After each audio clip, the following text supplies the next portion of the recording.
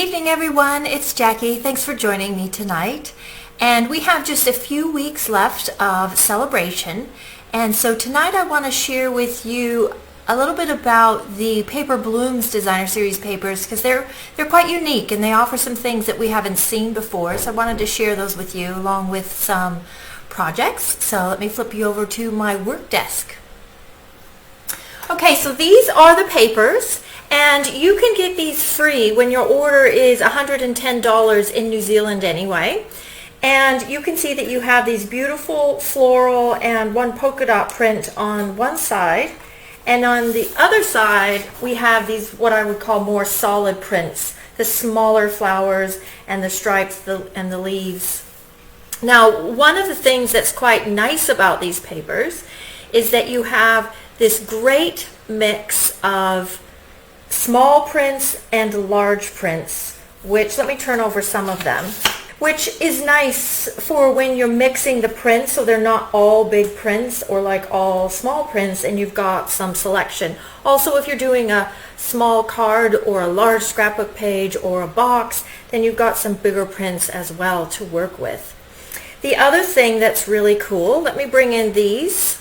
This is the In Bloom bundle, and I've mentioned these dies a few times before, and maybe I'm the only one, but I can never get them back arranged on the thing, on the paper, how they had them. Like, I don't know where this ever fits, but it does have this great little label as well. And all of the dies are stitched, which is fantastic. And, well, I love stitching myself. But one of the fun things about this print is, for example, these papers, this particular print matches up with some of the dies. So you just need to kind of rotate it around till you get it to match up, and it will cut out this image perfectly for you. And let's see, there's another one and this one matches that one, and you have this one here will match these ones. And then you can even use these the Night of Navy pieces for cutting out some of the smaller flowers or the flower centers. Another great thing about this set is these smaller flowers are like 2 and 3 on each die, and these flower centers are 2 on each die, and you get 2 of the leaves, 2 of those leaves, and 2, actually there's 2 of all the leaves, I believe. So that's quite fun. It makes a very useful set. Now, the other thing I wanted to show you, I think it's on the back of this one, these dots, they're great as using as like just polka dots, but also you can use these as little palettes for cutting out your dies as well, like so. That one not quite fit. And I've done a few projects using exactly this, so I'll show you those extra projects at the end of this video. But these papers are really great. And also, just to say, you don't have to use these dies with these dots. You could use these with any of your kind of smaller dies and it would look great, but they do happen to match with some of the prints. All right, now the card sample that I'm going to do with you tonight, and then I'll show you some more at the end, is one inspired by my friend Julia Quinn. She and I are on the Color Inspiration crew together, and she put up a card project that was this sort of a design. It was completely different products and things, but I really liked how she did the background. So the technique I want to show you tonight is how to do that background, and then I also want to show you how to make this little bow out of linen thread. So I have got my basic white thick card base, and I've cut it to 5.5 by 8 1/4, and then my crumb cake is 5 1/4 by 3 7/8, or just a bit smaller than my card. And then I've cut another piece of Whisper White that is 5 1/8 by 3 3/4 inches. So it's just very slightly smaller than the crumb cake. You could have more of a mat showing if you wanted to, but I just like a small mat personally. Now I'm going to set that aside, and then what we're going to do is grab some strips of our Designer Series paper, and I'm going to do a different colorway so you can see a different sample. And I found it easiest to just just cover my white piece in adhesive initially, and then I'm just going to grab a strip and place it at the top. It's hard to see at this angle. There we go. And then I'm going to grab another one and put it at the bottom. I think I'll do this one. I'm going to go for more of the Rococo rose colors, as you can see with this one. And then I might grab this one and put that about here. Okay, and then I'm going to use my print. It might be short one piece. Oh, no, I've just used the wrong one. And you can put them all on straight, but I'm going to start putting them on a little bit of an angle. These top and bottom ones, although that one is just slightly crooked, but they should be on relatively straight. And then I'll go ahead and piece this one on and go ahead and put that on just at a little bit of an angle. And maybe this one, I don't know if a splash of blue would be too much in there. It might be, so I won't do it. And then I'll put this one on going kind of more straight.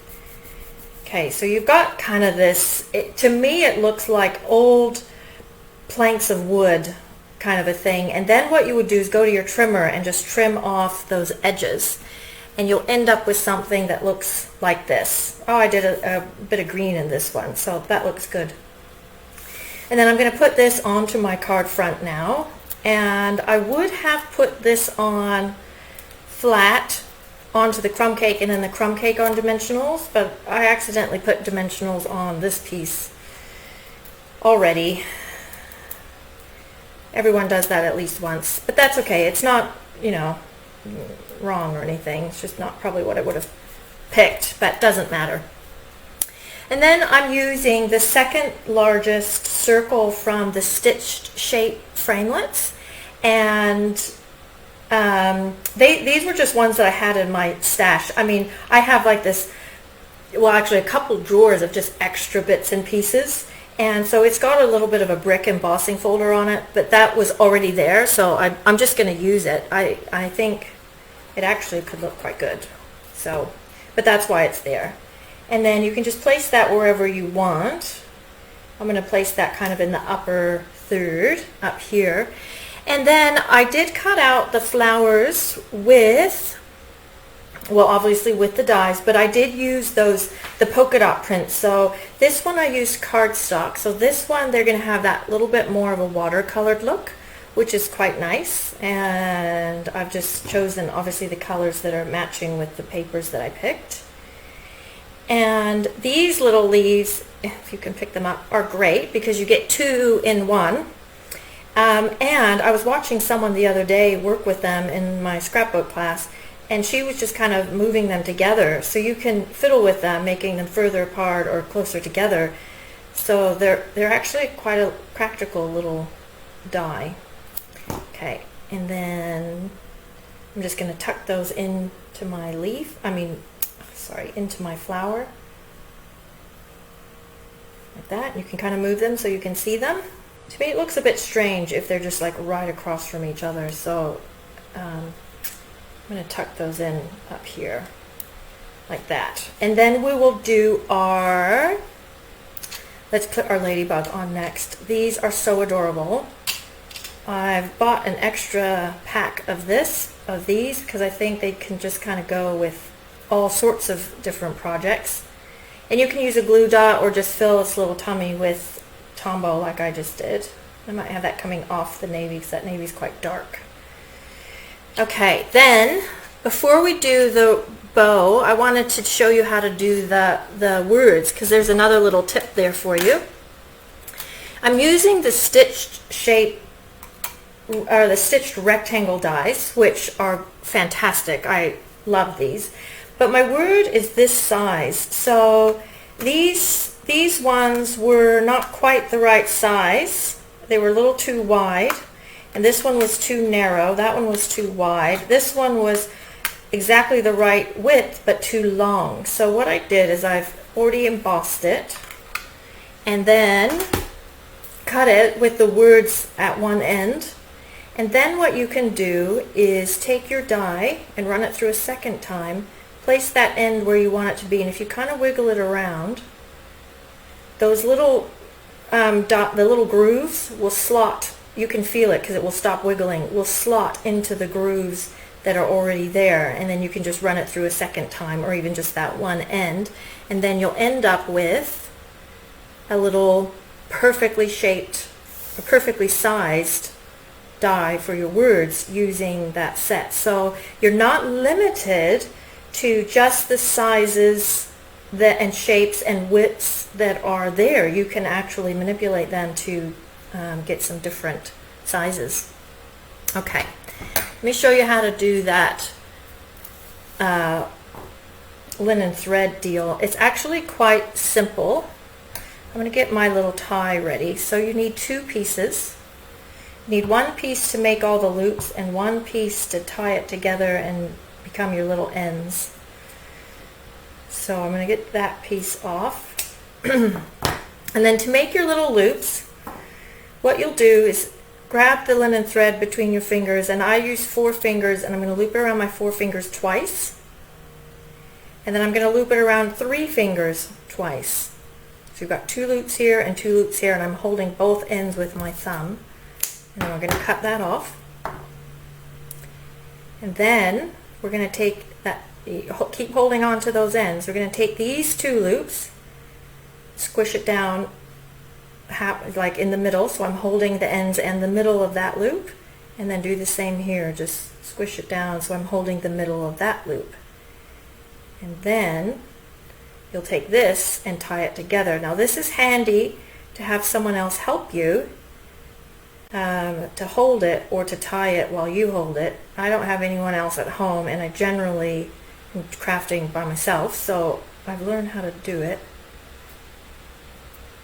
with one hand, but you don't have to if you have someone else around. Okay, and then there you go, and then you can just kind of fluff it up a little bit and get something like that, and then trim your little ends till they're the length you want them.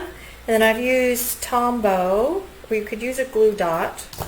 I'm quite partial to using Tombow, and place that where you want it without interfering with your ladybug, of course. So something like that. And I didn't feel it needed any gems or sparkles, amazingly, because you know, you've got that as far as a 3D element, and the watercolor. Anyway, I just felt it looked okay as it is. Alright, so hopefully you've learned a few little tips with that one. Let me show you some other samples with this Paper Blooms paper.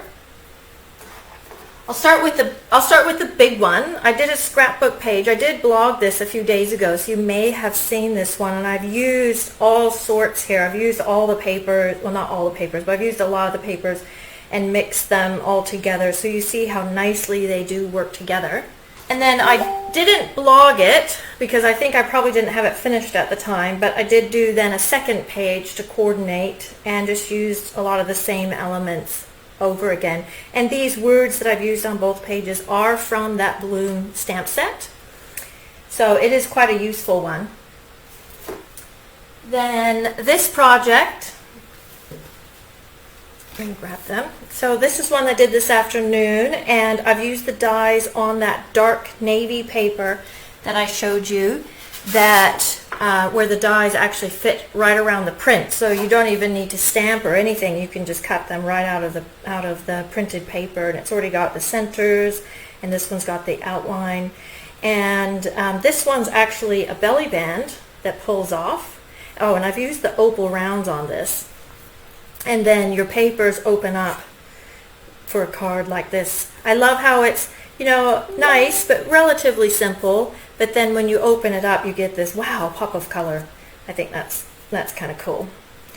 Okay, then the next one I want to show you is also another one that has been on my website, so you may have seen it. It's just a little envelope card, and this one I had 2 options where you could open it all the way up, or this one where you could make a little pocket, which is quite fun for little gift vouchers or money or photos and things.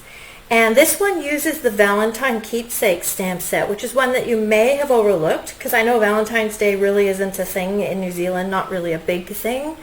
but I think these images are actually really cute for, it doesn't have to be Valentine's Day, and they're not overly cheesy or anything. They're just nice, and they go really well with these papers, I think. Okay, and then the last sample I want to show you, I cut out just a bunch of those flowers out of those dots, so the watercolored sort of paper, and I just jumbled them all together into kind of a little bit of a circular shape on a little square note card, and did the linen thread. I actually think the linen thread goes perfectly with these colors and these images, and because these stitching kind of has like a Western feel, I think. And then just did some simple stamping, so it was just really using the bits that were still on my table and just putting them together to make a card. But it just shows how even just some pretty die cuts and some pretty paper, you don't have to do a whole lot more else. So that's all my samples to show you for this evening, plus the big scrapbook page. So if you would like a set of these papers, all you need to do is place an order with me before the end of February of $110 New Zealand, and then you can pick these papers for free. And I will put up a link for my online shop as well. If you have any questions or comments, please feel free to ask. And thank you so much for joining me. I really appreciate all of you, and I will catch you next week. Bye-bye.